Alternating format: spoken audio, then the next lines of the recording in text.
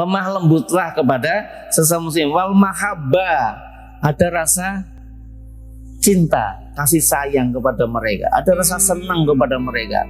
Jadi jangan sampai kita ketemu dengan orang muslim di sini sudah punya pikiran buruk, ya. Tidak boleh.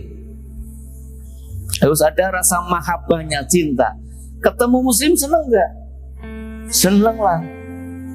Walaupun beda bajunya, ya, walaupun beda ormasnya, ya enggak, walaupun benderanya beda, udah itu kan bendera, itu furu'iyah, ya, itu hanya cabang-cabang.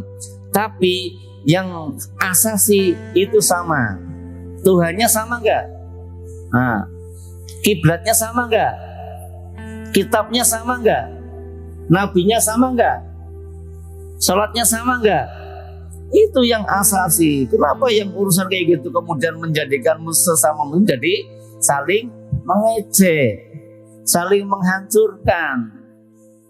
Tidak boleh.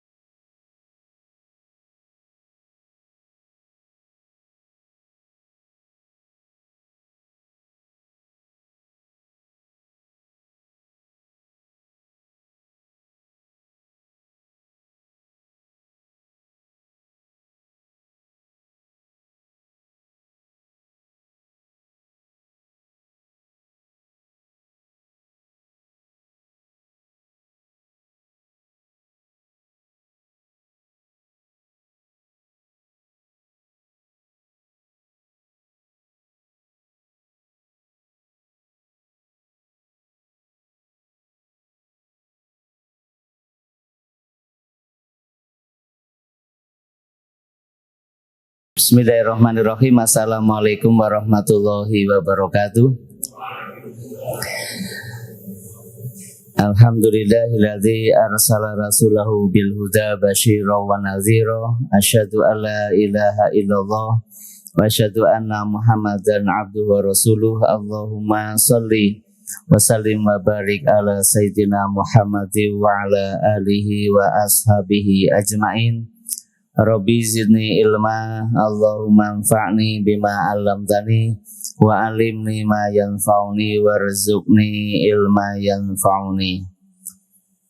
Hadirin muslimin mukminin rahimakumullah, mari kita lanjutkan kajian tauhid yang kita ambilkan dari kitab Fathul Majid karya Syekh Abdurrahman Hasan Al-Utsaimin rahimahullahu taala. Masih meneruskan tentang sumpah atas nama Allah Subhanahu wa taala.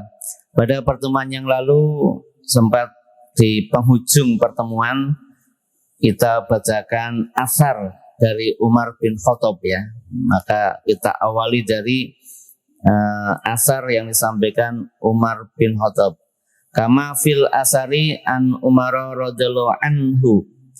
Sebagaimana dijelaskan dalam asar. Asar berarti bukan hadis, ya, berarti pendapat sahabatnya. Umar bin Khattab radhiyallahu anhu berarti sahabat Nabi. Apakah pendapat sahabat Nabi bisa dijadikan rujukan? Bisa. Karena sahabat itu adalah orang yang istimewa, berjumpa dengan Nabi Muhammad SAW, bisa melihat perilaku Nabi, perbuatan Nabi, ucapan Nabi, bahkan bisa mengikuti kaifiyah Nabi Shallallahu Alaihi Wasallam. Beliau berkata, "Wala tazunnu bi kalimatin kharajat min muslimin syarran wa anta tajidulaha fil khairi muhmilan." Ini masih ada kaitannya dengan hadis kemarin, hadis Nabi, ketika ada orang bersumpah atas nama Allah, maka terimalah, ya, terimalah itu. Maka kemudian dijelaskan lagi apa maksudnya dari hadis itu oleh Umar bin Khattab. La tazunnu bi kalimatin min muslim syarron. Jangan kamu berprasangka buruk terhadap kalimat yang keluar dari seorang muslim. Wa anta tajidulaha fil khairi mumilan. Kamu bisa jadi nanti akan mendapatkan kebaikan di balik ada kalimat yang diucapkan oleh seorang muslim. Kita lebih kepada hakul muslim gitu kemarin ya. Hakul muslim, hak kepada seorang muslim. Maka kalau ada saudara muslim kita mengucapkan sesuatu, kita tidak boleh suuzon. Siapapun mereka, kalau mereka muslim, maka larangannya adalah jangan kau berburuk sangka dulu. Ya. Jangan berprasangka buruk dulu. Apalagi mulai tahun-tahun panas ya. Udah pokoknya sama ini jangan buruk sangka, ya. Jangan berburuk sangka, nanti akan memecah belah umat ya. Kalau mereka muslim, kita berprasangka baiklah. Kecuali nanti memang terbukti kalau memang ada keburukannya. Kalau belum, jangan berprasangka dulu. Wah itu kayaknya mau gini, punya kepentingan. Tidak boleh ya. Kalau mereka muslim, kita husnuzan terlebih dahulu. Wa fihi minat tawadu'i wal ulfati wal mahabbati wa ghairi dzalik min masalihil lati yuhibbuhallahu ma la yafa ala ma la ufam. Di dalamnya ada pelajaran apa? Pertama at-tawadu, rendah hati.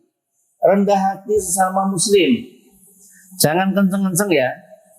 Sesama muslim jangan gaspol. Nah, kata siapa gaspol? Pokoknya sama harus apa? Harus tawadu, rendah hatilah. Walaupun kita orang kaya, tawadu dengan mereka. Walaupun kita orang pintar, tawadu. Walaupun kita punya jabatan, tawaduklah. Merendahlah dengan mereka. Jangan irfa, jangan angkat ya. Jangan terus meninggikan dirinya. Walaupun kita tinggi, sesama muslim tawaduklah. Tawadu artinya apa? Merendah. Ya.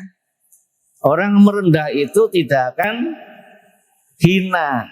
Justru nanti akan lebih mulia. Maka ada tawadu. Wal ulfah. Di dalamnya ada sikap santun.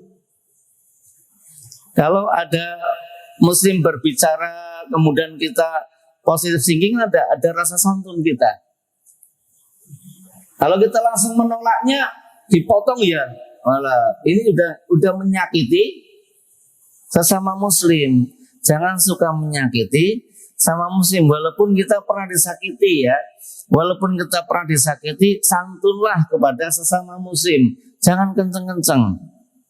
Lemah lembutlah kepada sesama muslim. Wal mahabbah, ada rasa cinta, kasih sayang kepada mereka. Ada rasa senang kepada mereka. Jadi jangan sampai kita ketemu dengan orang muslim, di sini sudah punya pikiran buruk, ya. Tidak boleh. Harus ada rasa mahabbahnya, cinta. Ketemu muslim senang enggak? Senang lah. Walaupun beda bajunya, ya. Walaupun beda ormasnya, ya enggak? Walaupun benderanya beda. Udah itu kan bendera, itu furu'iyah, ya, itu hanya cabang-cabang. Tapi yang asasi itu sama. Tuhannya sama enggak? Nah, kiblatnya sama enggak? Kitabnya sama enggak? Nabinya sama enggak? Salatnya sama enggak? Itu yang asasi. Kenapa yang urusan kayak gitu kemudian menjadikan sesama menjadi saling mengejek, saling menghancurkan? Tidak boleh. Kalau kita di dunia sesama muslim saling mengejek, saling menghina, menghancurkan, bagaimana besok kita berjumpa dengan Allah di akhirat? Kalau yang kita ejek besok tidak terima, ya sudah kita bahas. Kita ibadahnya banyak, tetapi kemudian ada orang yang kita zalimi, di akhirat menggugat. Maka kebaikan yang ada pada kita, ibadahnya kasihkan sama dia. Karena dia merasa terzolimi saat di dunia sampai sepadan dengan kezolimannya. Kalau misalkan sudah diambil kebaikan kita untuk orang itu belum sepadan, bagaimana? Berarti kebaikan kita habis. Mau saya minum dulu ya. Kebaikan kita habis. Sholat kita, tahajud kita, sedekah kita, infak kita, ngaji kita habis. Diminta oleh orang yang kita zolimi. Kalau sampai habis belum sepadan, itu enggak punya kebaikan. Lalu bagaimana? Keburukan orang yang dizolimi akan diberikan sama kita. Jadi kita nanti akhirnya tidak punya kebaikan. Adanya adalah keburukan. Ngaten nggih? Karena persaudaraan muslim tidak hanya di dunia, sampai di akhirat, ya. Persaudaraan muslimin sampai ke akhirat nanti, ya. Nanti bisa dilihat ilustrasi dari Sayyidina Ali bin Abi Thalib ketika menjelaskan al-akhillau yawma idzin ba'du man bi'atin adun ilal muttaqin gitu ya. Beliau menjelaskan khalilani mu'minani khalilani kafironi. Tafsirnya satu halaman penuh itu. Bercerita ada dua orang mukmin bersahabat dan ada dua orang kafir bersahabat. Ternyata mereka saling mempengaruhi. Yang dua muslim sama-sama masuk surga, yang orang kafir sama-sama masuk neraka. Maka hati-hatilah dengan orang muslim. Al-mahabbah, ada rasa itu. Wa ghairi zaliki minal masalih.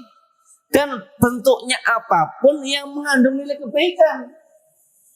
Sesama muslim harus ada mengandung nilai kebaikan. Ya minimal ketemu ya salaman, tersenyum ya. Nah, ketemu ya jangan cemberut, minimal tersenyum, ucapan salam, kita jabat tangan. Udah kayak gitu. Yang al-masoli minal masoli yang bisa termasuk kategori kemaslahatan, kebaikan, mengandung nilai kebaikan. Jadi orang ketemu kita senang, muslim lain ketemu kita senang, ya harapannya begitu. Sesama muslim harus demikian. Allati yuhibbuhallahu ma la ya'lamu man lahum. Yang hal itu dicintai oleh Allah. Sesama muslim saling menyukai itu dicintai oleh Allah Subhanahu wa taala. Nah, yang tidak tersembunyi bagi orang yang memiliki kepahaman. Wa dzalika min asbabis sima'il qulubi ala ta'atillah. Summa innahu yadulu fi husnil khuluqi alladhi huwa asqalu ma yudi'u fi mizanil abd kama fil hadis wa huwa min makarimil akhlaqi. Nah, belum menjelaskan begini.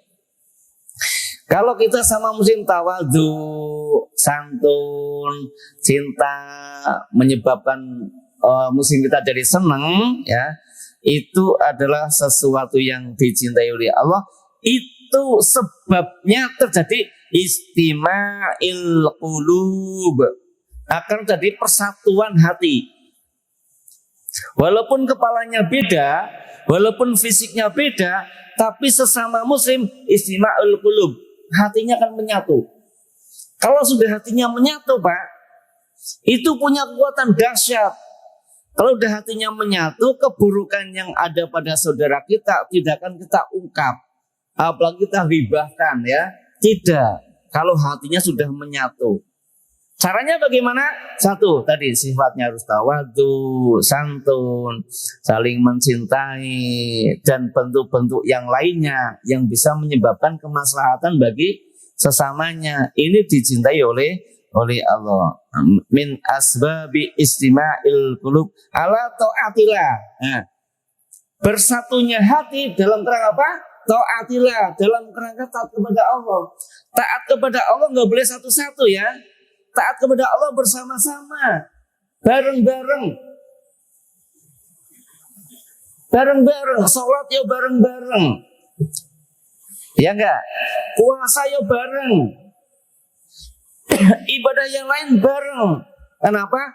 Kesatuan hati ini fi ta'atillahi, dalam kerangka mentaati Allah Subhanahu wa taala. Jadi tidak bisa kita taat kepada Allah tapi hati kita berpecah belah sesamanya.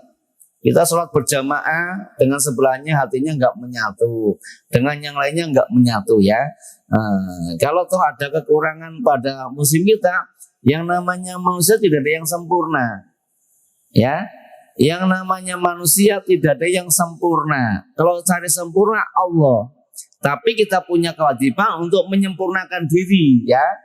Kalau diketahui orang lain ada kekurangannya, jangan dilihat kekurangannya, kelebihan orang lain. Lihatlah kekurangan diri kita sendiri. Nah, itu bagian daripada perangai yang baik, budi pekerti yang baik.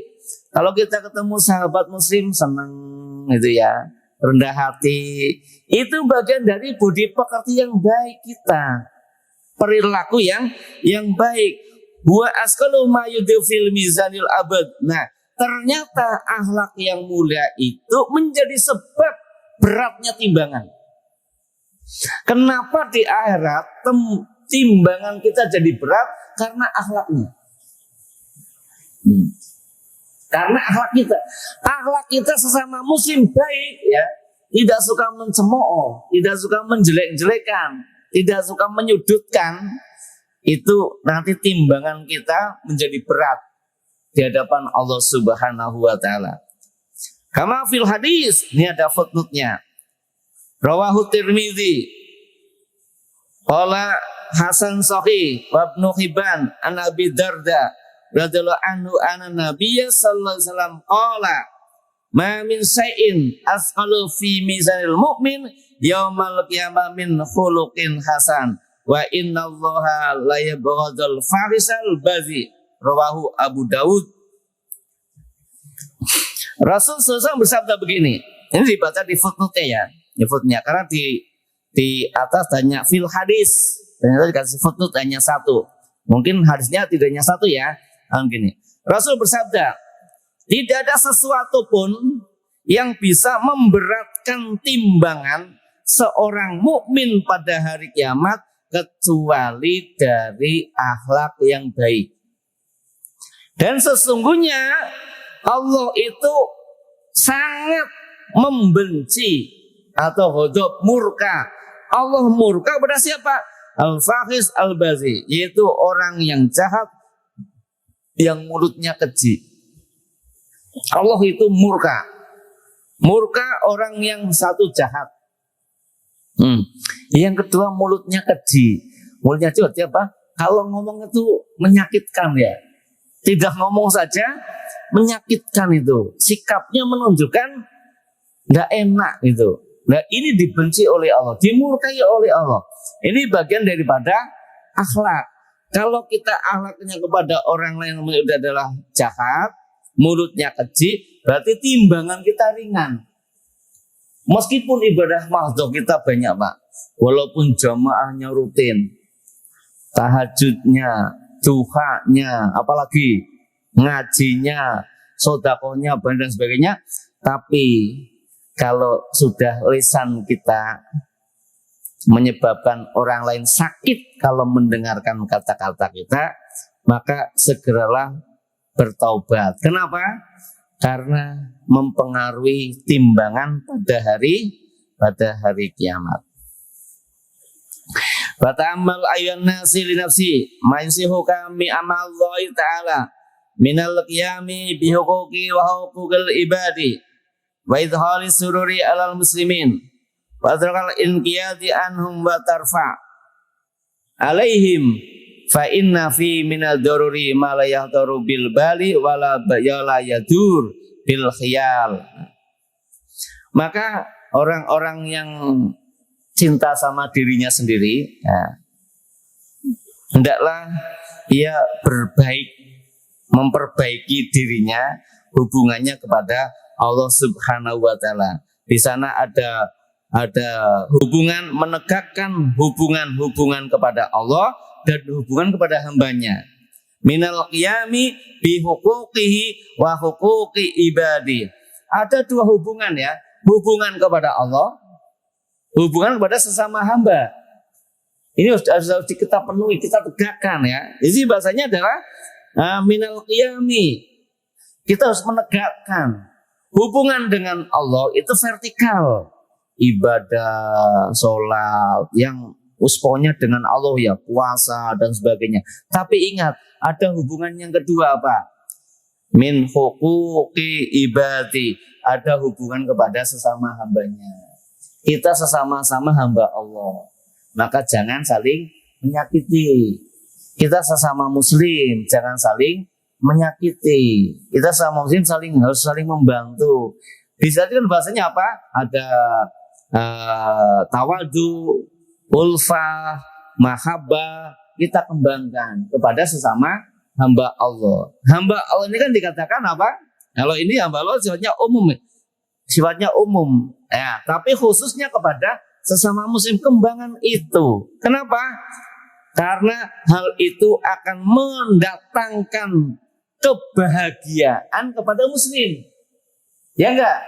Kalau kita sikapnya baik kepada muslim kan akhirnya apa? Orang lain senang mengatakan kita. Kemudian tinggalkan sikap yang tidak tanggap kepada mereka dan meninggikan. Tarfa artinya apa? Takabur, suka meninggikan kepada manusia. Karena hal itu sesungguhnya bagian dari sesuatu yang membahayakan, yang tidak terfikirkan dan tidak pernah terbayangkan. Kita nggak pernah membayangkan kalau sikap kita buruk kepada orang lain, kita nggak membayangkan itu nanti akan menimbulkan ad-darurah, mudarat, akan menimbulkan bahaya. Bahayanya apa? Sesama muslim akhirnya tidak saling menyukai, tidak saling menolong, tidak saling melindungi, tidak saling membantu, malah sebaliknya. Ini termasuk bagian dari upaya setan agar sesama muslim mereka saling membunuh, saling berpecah belah, saling menyalahkan, saling mengkafirkan, sampai akhirnya setan senang. Setan wujudnya bisa jin, bisa manusia. Maka kalau ada upaya provokasi untuk memisahkan sesama muslim, tinggalkan, jangan digubris. Kalau ada upaya untuk saling menjelekkan sesama muslim, tinggalkan. Ya, sebisa mungkin malah kita menutup kekurangan muslim yang lainnya. Kalau di dunia kita bisa menutupi kekurangan muslim lain, maka di akhirat Allah akan menutupi kekurangan pada diri kita sendiri. Wallahu a'lam bishawab. Demikian yang bisa kita pelajari sore ini. Mudah-mudahan bermanfaat. Astaghfirullahalazim. Billahi taufiq wal hidayah. Wassalamualaikum warahmatullahi wabarakatuh.